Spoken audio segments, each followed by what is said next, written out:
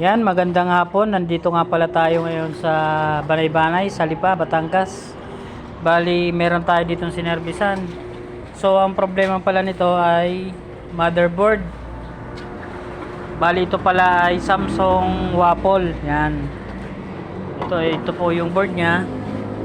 Busted na po siya. Wala na po talaga. So, matagal na si sir naghahanap kung anong pwedeng solusyon. Marami na siyang pinuntahan na talagang pinuntahan niya na yung mga center para lang talaga ma-repair. Ngayon nakita tayo.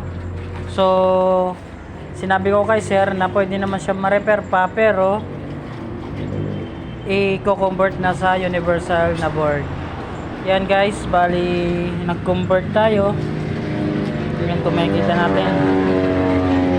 Yan po yung mga kinonvert natin. So makikita natin yan. Kung makikita natin siya, nagwawas na siya. Yan. So, yeah guys. So guys, subscribe naman sa aking YouTube. Mayroon na tayong YouTube. Let Mark Kaindoy. So, subscribe ako. And guys, salamat ha.